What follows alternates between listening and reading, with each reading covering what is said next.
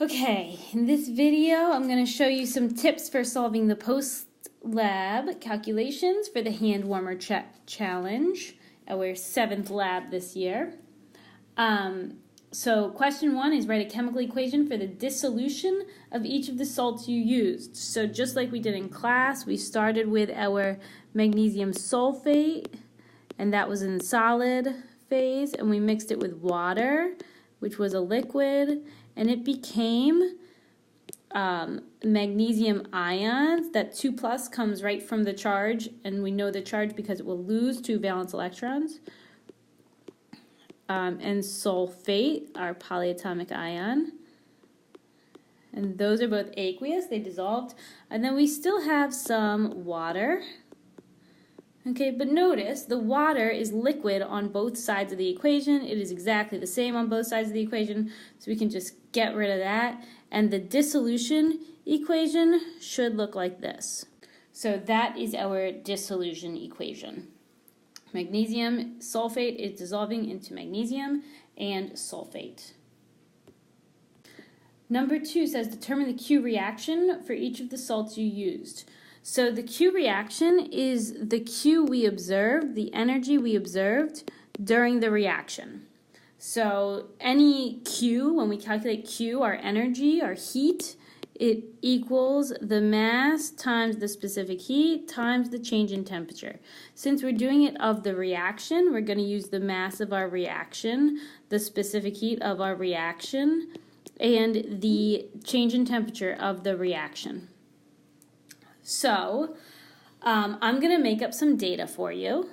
So here's our data. We have the mass of magnesium sulfate, the volume of water, the initial temperature, and the final temperature. So we're going to start by finding our mass of the whole reaction. So the mass of the reaction is going to be the mass of our magnesium sulfate plus the mass of oxygen. Water. Notice that this is in liters, milliliters, which is volume. We know that the density of water is equal to 1 gram per milliliter. That's what we're going to use. That is an approximate density.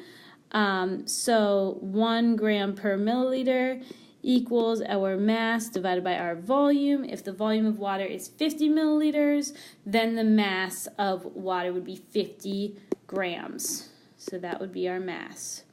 So 50 plus 2.5 is 52.5. So the mass of the reaction is 52.5 grams. Our specific heat, although it's slightly different than water, it's very, very, very close to the specific heat of water. So we will use the specific heat of water. And then our change in temperature, as we go from 20 degrees Celsius to 30 degrees Celsius, would be 10 degrees Celsius.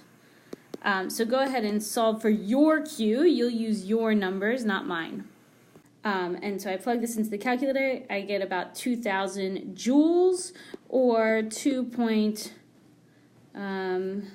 we'll say that we'll use 2 sig figs. We'll say that is exactly 10.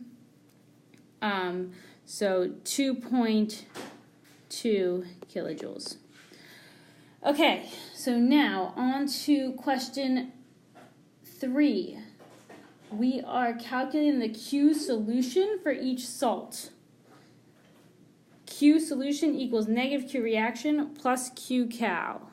Okay, why? That's always a good question. We have our calorimeter. Okay, we have our salt, and our salt is dissolving.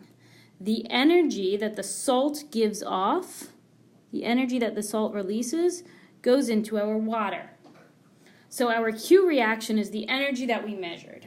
So our Q reaction would be the energy that goes into the water plus the energy that is lost in the walls of the calorimeter, which is our Q cal.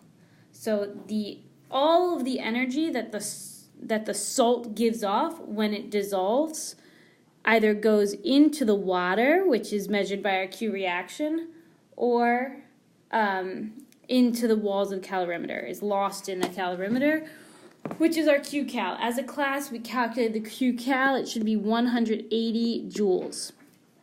I have my Q reaction right here. I will change my QCal into kilojoules. And then I'll go ahead and calculate my Q solution. And I got negative 2.4 kilojoules. So the last question says calculate delta H solution for each salt. So delta H is really just Q divided by moles. So delta H is equal to our Q of solution divided by the moles. What that means is we are given 2.5 grams of magnesium sulfate. I need to convert that into moles of magnesium sulfate.